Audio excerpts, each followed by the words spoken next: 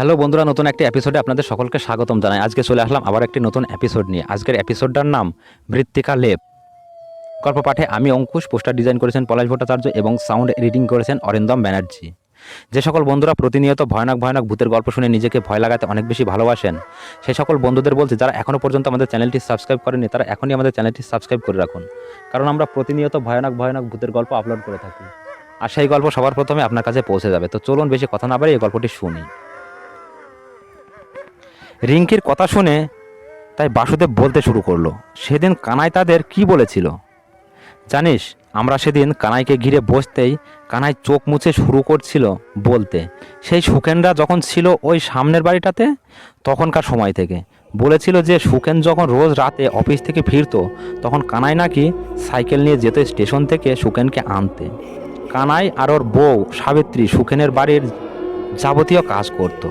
তার জন্য অবশ্য সুখেন ওকে যথেষ্ট টাকা পয়সাও দিত, মানে গ্রামে যেমন দেয় আর কি। যাই হোক, ও যেটা বলেছিল সেটা হলো, তপার যখন বছর 4 মতন বয়স হয়েছিল তখন ওই ধবলাগড়ের পোস্ট অফিসে পোস্টমাস্টার হয়ে এসেছিল সুনন্দ নামে একটা ছেলে। ছেলেটার নাকি কেউ কোথাও ছিল না, ও অনাথ। ও অনাথ আশ্রমে মানুষ হয়েছিল। ছেলেটার সাথে পরিচয় হওয়ার পর এটা শুনে সুখেনের স্ত্রী বিভাবতীর খুব মায়া হয়েছিল ছেলেটার জন্য। ছেলেটা একলা হাত ফুরিয়ে খেত বলে বিভাবতী ভালো মন্দ কিছু রান্না করলে সাবিত্রীর হাতে পাঠিয়ে দিত ছেলেটার কাছে, কিন্তু এটা সুখেন কোনোভাবেই পছন্দ করতো না। সুনন্দর ওর বাড়িতে আসা, বিভাবতীর সাথে গল্প গুজব করা, তারপর বিভাবতীর রান্না করে পাঠানো, এইসব ভীষণ রকম অপছন্দের ছিল সুখেনের কাছে। তাই ওই নিয়ে ওদের সুখের সংসারের মাঝেই লাগতো ঝগড়া। এদিকে সুখেনকে ওই বিষয় নিয়ে ঝগড়া করতে দেখে বিভাবতীরও যেন জেদ চেপে গিয়েছিল, তাই আরও বেশি বেশি করে সব কিছু করতে শুরু করেছিল। সাবিত্রীকে নাকি একবার দুঃখ করে বলেছিল বিভাবতী যে স্বামী স্ত্রীর মধ্যে বিশ্বাসটা থাকা উচিত। সুখেন তাকে সন্দেহ করে ভুল করছে। এরপর একদিন এসেছিল ওই অভিশপ্ত রাতটা। সেদিন কানাই সাইকেল করে স্টেশন থেকে সুখেনকে নিয়ে এসেছিল বাড়িতে।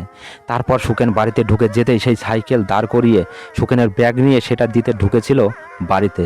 ঢুকেই দোতলার দ্বিতীয় ঘরটা থেকে একটা গো গো আওয়াজ পেয়েছিল, তাই দৌড়ে গিয়ে পৌঁছেছিল সেখানে।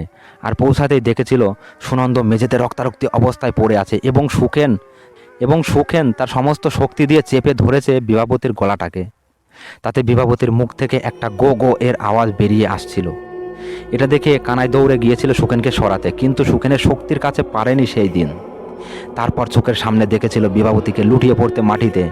দেখে কোনো মতে ছুটে জল এনে ছিটিয়ে দিল বিভাবতীর চোখে মুখে, কিন্তু তারপরেই বুঝতে পেরেছিল যে বিভাবতী আর বেঁচে নেই। দেখে ভয় পেয়ে গিয়ে বসেছিল সুনন্দর কাছে। তারপর বুঝতে পেরেছিল যে সেও আর বেঁচে নেই। এরপর যখন মাথা ঠান্ডা হয়েছিল সুখেনের, তখন দুটো লাশ দেখে মাথায় কাজ করছিল না।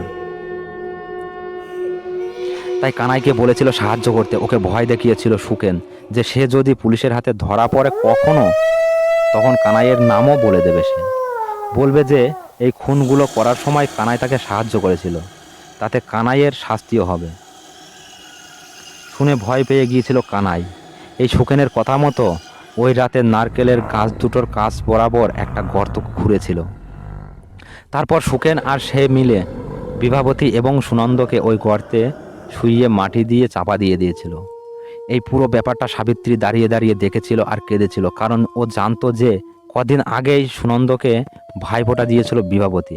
তাই সেদিন বিভাবতীর জন্য একটা শাড়ি নিয়ে এসেছিল সুনন্দ, কিন্তু সব জেনেও কিছু করার ছিল না ওর। ওদিকে বাবাই আর তপা তখন গভীর ঘুমে আচ্ছন্ন ছিল। যাই হোক, ওই রাত কাটতেই সুখেন গ্রামের মানুষজনের কাছে গল্প ফেঁদেছিল বিভাবতী আর সুনন্দের চলে যাওয়া নিয়ে। বলেছিল যে সে আগের রাতে অফিস থেকে ফিরতেই দেখেছিল বিভাবতী আর সুনন্দ তৈরি হয়ে বাস্ক নিয়ে অপেক্ষা করছিল তার জন্য। তারপর সে আসতেই ওরা দুজন বেরিয়ে গিয়েছিল বাড়ি থেকে। সেই দিন গ্রামের লোকের সামনে প্রমাণ হিসেবে সুখেন দাঁড় করিয়েছিল কানাই আর সাবিত্রীকে। ওরাও সুখেনের কথাই সায় দিয়েছিল, তাই গ্রামের লোকজন বিশ্বাস করেছিল। তাছাড়া গ্রামের অনেকেই দেখেছিল যে বিভাবতী সুনন্দর জন্য খাবার পাঠায়, তারপর সুনন্দ ওর বাড়িতে ওর সাথে গল্প করতে যায়। তাও তারা সবাই এক বাক্যে ছি ছি করেছিল। বাবাই আর তপাকে এটাই বুঝিয়েছিল সুখেন। শুনে মনে মনে মাকে ঘেন্না করতে শুরু করেছিল ওরা, আর এটাই মুক্তি পেতে দেয়নি বিভাবতীর আত্মাকে। ছটফট করেছিল তার আত্মা ওই মিথ্যের জন্য। দাঁড়াও দাদু ভাই, এখানে একটা ব্যাপার আমার কাছে পরিষ্কার হচ্ছে না। রিঙ্কির কথা শুনে বাসুদেব কিছু না বলে তাকিয়ে রইল ওর দিকে। দেখে রিঙ্কি প্রশ্ন করলো, প্রশ্নটা হলো, তোমার বন্ধু সুখেন বলেছিল যে পালিয়ে যাওয়ার 6 বছর বাদে বিভাবতী নাকি ফিরে এসেছিল তার কাছে, অথচ কানাই বলেছিল যে বিভাবতী মারা গিয়েছিল। তাহলে? বলছি দিদি ভাই, বলছি, একটু ধৈর্য ধরে বসো, সব প্রশ্নের উত্তর পাবে। বাসুদেবের কথা শুনে রিঙ্কি চুপচাপ হয়ে গেল। দেখে বাসুদেব বলতে লাগলো, কানাই বলেছিল যে বিভাবতীর মারা যাওয়া মাসখানেক পরেই ওর বাড়ির চাবি কানাইকে দিয়ে সুখেন ছেলে মেয়ে নিয়ে চলে গিয়েছিল ধবলাগড় থেকে। তবে ওরা চলে যাওয়ার পরপরই বুঝতে পেরেছিল কানাই আর সাবিত্রী যে বিভাবতীর আত্মা মুক্তি পায়নি, কারণ দোতলার জানালার মধ্যেই ওরা দেখতে পেত কোনো ছায়ামূর্তি। তবে কথাটা কাউকে বলেনি ওরা, কিন্তু সুপর্ণাকে কষ্ট পেতে দেখে কথাটা আর চেপে রাখতে চায়নি কানাই। হু হু করে সব বলে ফেলেছিল।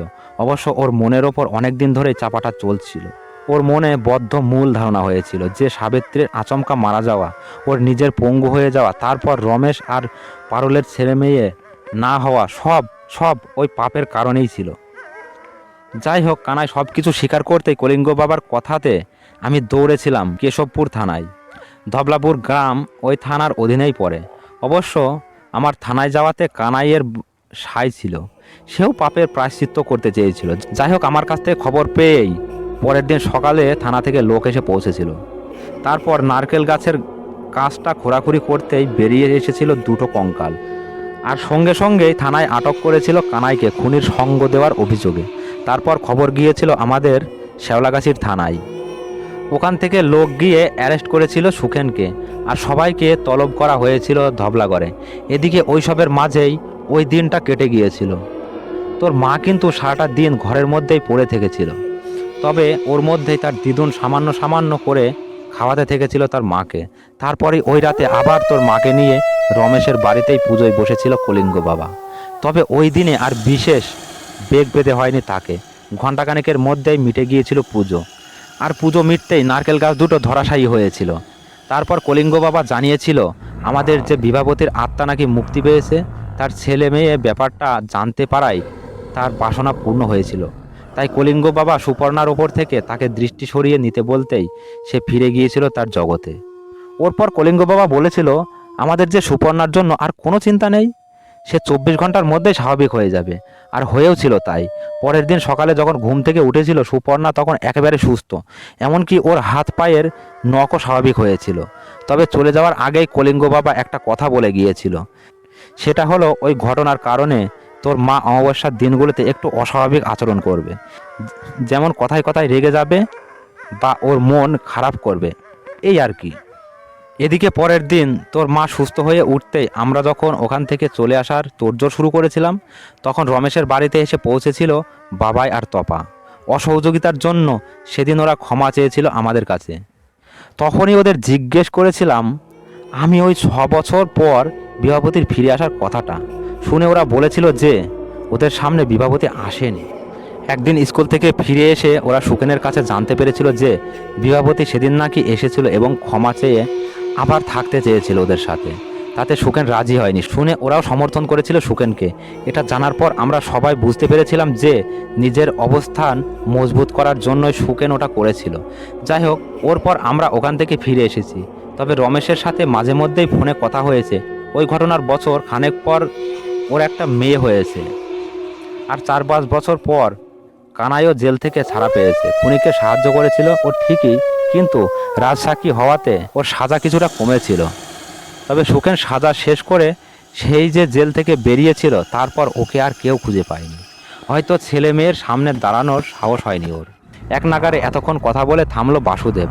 তারপর বড় করে একবার নিঃশ্বাস নিয়ে রিঙ্কির দিকে তাকিয়ে বলল, এই হলো ঘটনাটা, এবার বল কেমন শুনলি? আমি তো ভাবতেই পারছি না দাদু ভাই যে এমন একটা ঘটনা ঘটেছে তোমাদের সাথে। অশুভ শক্তি, আত্মা, এইসব কিছুই তো বিশ্বাস করতাম না। তোর বিশ্বাস করাতে আর না করাতে আমার কি আসে? এই বয়সেই তো সব জানতা হয়ে গেছিস তুই। রিঙ্কির কথার মাঝে সুপর্ণা রেগে মেগে কথাগুলো বলে হঠাৎ করে উঠে দাঁড়িয়ে ওখান থেকে চলে গেল। দেখে থতমত খেয়ে গেল রিঙ্কি। তারপর বাসুদেবের দিকে তাকিয়ে প্রশ্ন করলো, আজ কি অমাবস্যা দাদু ভাই? হ্যাঁ, আজ অমাবস্যা। তাই তো তোর মা কথায় কথায় রেগে যাচ্ছে। বাসুদেবের কথা শুনে রিঙ্কি সেলফোনটা তুলে নিয়ে ধরলো নন্দাকে। তারপর বলল, আজ তোর সাথে বড় বাজে ব্যবহার করেছি রে নন্দা।